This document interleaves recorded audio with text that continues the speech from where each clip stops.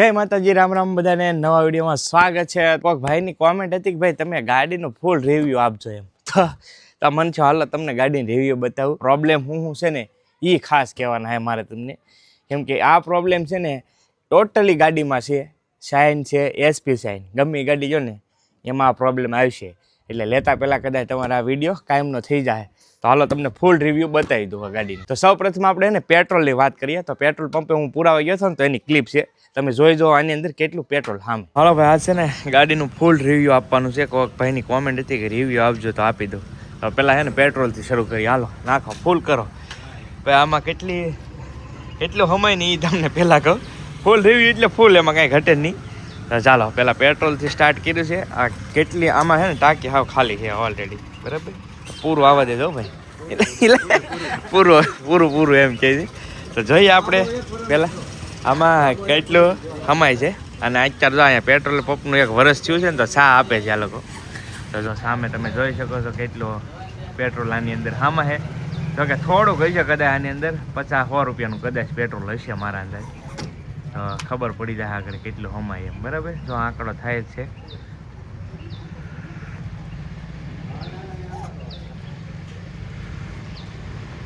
અટકી ગયું લાગે હે ભાઈ. હે થોડુંક રહ્યું છે એમ કે ધીમે ધીમે હજી ગાડી ઊભી કરી લઉં ભાઈ. ઊભી કરીને વધારે ટેસ્ટ કરીએ. ફૂલ ટાંકી કેટલાની છે જોઈ જુઓ તમે. 1380 ની કીધી ભાઈ. 1380 ની થી પૂરેપૂરી. જો નંબર પાછા કદાચ આમાં હશે 50-100 રૂપિયાનું. એટલે મારા અંદાજે 1400-1500 હતી. 2 મહિના થયા છે. જોકે કન્ડિશન તો મારી પાસે બહુ ઓછી સાંસીસ રહી, સારા રહી, કેમ કે ધોવા કારવાની બહુ ઓછી, ભાગ્યા જ આવે. અને આમે 100 માં હુરું એટલે કાંઈ ભેગું થાય નહીં. ગારો સડી જાય એમ કહીએ, ધોઈ નાખવાની. અને ગાડીની વાત કરીએ તો ગાડી અત્યારે હાલ ફિલહાલ છે ને કેટલી હાલી છે? 350 કિલોમીટર હાલી ગઈ છે. 3800 જ માનો ને, 350-92 છે એટલે 3800. અને એવરેજ આમાં અત્યારે હાલ ફિલહાલ કેટલાની છે? 63.8 બતાવે છે એવરેજ, બરાબર. તો ભાઈ ઘણા બધા એમ કહે કે આ એવરેજ છે ને ભાઈ, આ એવરેજ તો આ ડિજિટલમાં બતાવે, બાકી આ ચેન્જીસ થઈ જાય, આડું થઈ જાય એમ કહે છે. પણ એવરેજ છે ને આમ ઘણા બધા એમ કહેતા હોય કે આ ગાડી એવરેજ બહુ સારી આપે છે. એસપી છે, શાઇન છે 75ની આપે છે. પણ મને નહીં લાગતું કે એસપી શાઇન કે આ શાઇન 75-70ની એવરેજ આપતી હોય. નોર્મલી કોઈ બી ગાડી એટલી તો નહીં આપતી હોય. મારા પ્લેટિનાની તો એક અલગ વાત છે, પણ આ ગાડીની વાત કરીએ ને તો એટલી બધી એવરેજ નથી, સમજ્યા.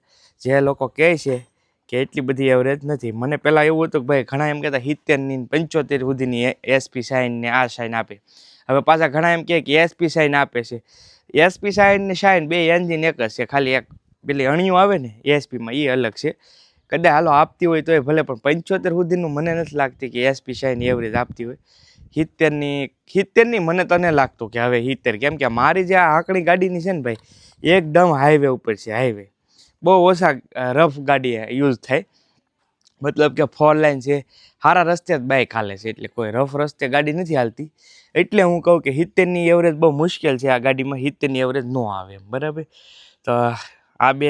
અને એક મેજર પોઈન્ટ આમાં એવું છે, મેજર એક પ્રોબ્લેમ એ છે આ ગાડીનો ગિયર એક એટલો મોટો પ્રોબ્લેમ છે ને આ ગાડીમાં કે વાત જ આવે જો ભાઈ. આ ગાડીની મોટી ભૂલ હોય ને તો ગિયરની છે. જોકે હું એમ નથી કહેતો ગાડી બધી રીતે સારી છે, પણ ગિયરનો છે ને ભાઈ મોટો પ્રોબ્લેમ છે આ ગાડીમાં. એજન્સીમાં જઈને તોય નથી શોર્ટ આઉટ થતો, સર્વિસમાં જાવ તોય શોર્ટ આઉટ નથી થતો, ક્યાંય નથી શોર્ટ આઉટ થતો આનો ગિયરનો પ્રોબ્લેમ. હવે ઘણા એમ મને કીધું કે ભાઈ એસપી શાઇનમાં આ પ્રોબ્લેમ છે ને શાઇનમાં પ્રોબ્લેમ છે, બરાબર. તો આ પ્રોબ્લેમ છે ને એક બહુ મોટો પ્રોબ્લેમ છે આ ગાડીનો, કે ગિયર છે ને એ માઇનસમાં વયો જાય છે. જ્યારે આપણે જરૂર પડે ને સ્પીડ ધીમી કરીએ, જમ્પ આવે, જ્યારે ગિયર કાઢવાનો હોય ને ત્યારે અધવસાળે ગાડી રહી જાય, નીકળે નહીં અને પડે નહીં, અધવસાળે. એટલે ખડ સકડા ભળે છે એવો અવાજ આવે. તો આ ગાડીનો મોટો પ્રોબ્લેમ હોય ને તો આ ગિયર છે, બરાબર. બીજો મને કાંઈ એટલો બધો નોર્મલી બીજું તો કાંઈ છે નહીં એટલું બધું. હાલો એ બરાબર સમજ્યા, કાંઈ વાંધો નહીં. કદાચ સ્ક્રેચીસ છે આ ગાડીમાં, ક્રેચીસ આવ્યા છે, પણ એ મારી ભૂલના લીધે કદાચ આવ્યા હોય તો ક્રેચ છે. પણ મને એવું નથી લાગતું કે મેં એટલું બધું આની ઉપર કાંઈ લોડ કર્યું. નોર્મલ વસ્તુથી ક્રેચીસ આવી ગયા છે, બરાબર. પણ આ ક્રેચીસની તો હાલો એ નોર્મલ વસ્તુ છે, પણ આ ગિયરનો મોટો પ્રોબ્લેમ છે. બાકી આમ કહો ને તો ગાડી ભાઈ મજબૂત આવે છે, નો ડાઉટ, બીજો કોઈ પ્રોબ્લેમ નથી. ગાડી છે ને ફૂલ મજબૂત આવે. હું એમ કહું ને તો ગાડી બેસ્ટમાં બેસ્ટ મજબૂતાઈમાં. પછી લાંબી લીટે તમારે લઈ જવી હોય તો આ ડ્રાઇવિંગમાં પણ બહુ બેસ્ટ, મજા જ આવે, થાકો નહીં તમે ગાડી. અને સ્પીડે સારી આવે અને પિકઅપે સારું આવે, બરાબર. તો એવી રીતે ગાડી મસ્ત છે, એમાં કાંઈ વાંધો નથી ગાડીમાં, લેવા જેવી છે. પણ આનો એક મેજર પ્રોબ્લેમ હોય ને તો ગિયર. બાકી ગેર સિવાય બીજો કાંઈ પ્રોબ્લેમ નથી આમ કહો ને તો. જોકે મેં તમને બતાવ્યું બધું ક્લિયર હતું, એ કર્યું એવરેજનું નહીં તો મારા હિસાબથી કર્યું છે. બાકી તમને આઈડિયા આવી જાવ કે તમારે આ ગાડી લેવાય કે ન લેવાય, કઈ રીતનું છે એમ. બાકી બધી રીતે બાઇક રેડી છે, એમાં કાંઈ ઘટતો નહીં. પણ મેજર પ્રોબ્લેમ છે ને ગિયરનો છે. રિવ્યૂ છે બાકી તો બધી રીતે ગાડી પરફેક્ટ છે એકદમ, કાંઈ ઘટે નહીં. બ્રેક બધું નવી ગાડીમાં તો હું બીજું કંઈ કહેવાનું ન આવે. એક ભાઈએ કીધું ને તો મેં કીધું હાલો આજ પરફેક્ટ રિવ્યૂ આપી દઈ, તો પૂરેપૂરું રિવ્યૂ આપી દીધું છે આ ગાડીનું. બીજું કાંઈ છે નહીં. બીજું તો એક નંબર ગાડી કહો ને તો આવડે આ શાઇન મને પર્સનલી ગમી છે, બરાબર. પણ આ ગિયરને એક પ્રોબ્લેમ શોર્ટ આઉટ થઈ જાય ને એટલે કાંઈ ઘટે નહીં એવી ગાડી છે આ. પણ એક ગિયરનો જ પ્રોબ્લેમ છે મેન. બાકી નોર્મલ એવરેજ બધી ગાડી આ એટલી આપતી હોય. સ્પ્લેન્ડર છે, સ્પ્લેન્ડર એ તે 65 ની 70 તો મને એમ છે કોક જ અપાવતો હોય. બાકી 65ની એવરેજ 60 બજાજની ગાડીઓ છે એ કદાચ પ્લેટિનમ એ આપતી હોય 70ની. બાકી આ ગાડી તો પોસિબલ નથી લાગતું મને 70ની 75ની ગાડી આપતી હોય એવરેજ. અને કોઈ પાસે કદાચ આપતી હોય તો કોમેન્ટ કરજો એટલે ખબર પડે કે ભાઈ તમારે કેટલાની ગાડી એવરેજ આપે છે. તો મારા દવા ભાઈ મેં તમને દેખાડ્યું 63 પોઈન્ટ, એટલે મતલબ 64ની એવરેજ છે મારે, બરાબર. આ ગાડીની અંદર કાયદેસર અત્યારે 4000 કિલોમીટર જેવું ગાડી હાલી છે ત્યારે. હવે તમે કોમેન્ટમાં કહેજો કે શું છે. બાકીનું રિવ્યૂ તો 2 મહિનામાં તો એટલું રિવ્યૂ મળ્યું. એકેય ગાડી એવી નથી આવતી કે ભાઈ બહુ મજબૂત આવી હોય, એટલે એકેય ગાડીને એમાં તો કોઈ મૂકી જ દેવાનું ભાઈ. 6 મહિનાને વરસ દે ખખડે ગમે એ ગાડી હોય.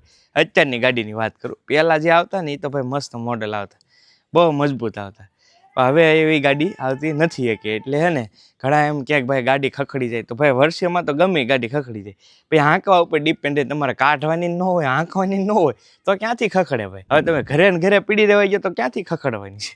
એટલે એવું નથી, ગાડી હાલે એટલે ખખડે. અને ગાડી બધી વીક છે આમ કહો ને તો અત્યારે, કેમ કે પહેલાં જે આવતી ને એ ગાડી નથી આવતી, બરાબર. તમારું શું કેવું છે તમે કોમેન્ટમાં કહેજો. હાલો, બીજું કાંઈ હોય તો જરૂરથી કોમેન્ટમાં પૂછજો ગાડી વિશે. બીજું તો કાંઈ ઝાઝું તો છે નહીં, મને જે લાગતું ને કહી દીધું. બાકી બધી રીતે કમ્પ્લીટ છે ગાડીની સિસ્ટમ. જો કે હવેની બધી સિસ્ટમ તો બધી અલગ જ આવી ગઈ. પેલી કાર્બોરેટરવાળી આવતી ને, હવે કાર્બોરેટર વગેરેની આ સીધી કંઈક. અને પેટ્રોલ ખૂટી જાય, મોટરે બળી જાય. કપલમાં ગમે ત્યાં તમારે ડ્રાઇવિંગ કરવું હોય 2 વ્હીલમાં તો એ પણ એકદમ મસ્ત, કાંઈ ઘટશે નહીં. 2 જણાને જવું હોય ને તો તમે થાકશો નહીં આની અંદર. સીટિંગ એ બહુ સારી છે, બધી રીતે મસ્ત ગાડી છે. બાકી તો એમ એક ગિયરનો મેજર પ્રોબ્લેમ છે, બાકી કોઈ પ્રોબ્લેમ નથી. સરસ છે, લઈ શકો છો નો ડાઉટ. તમારે બીજા કાંઈ આ ગાડી તમારી પાસે હોય ને કાંઈ પ્રોબ્લેમ આવતો હોય તોય કોમેન્ટમાં કહેજો એટલે ખબર પડે. ચાલો, તો આશા કરું છું વિડીયો ગમ્યો હશે. વિડીયો ગમ્યો હોય તો લાઈક શેર સબસ્ક્રાઈબ કરજો. મળશું બીજા વ્લોગમાં. ત્યાં સુધી બધાને જય માતાજી, રામ રામ, આવજો. મહાદેવ. Bye by.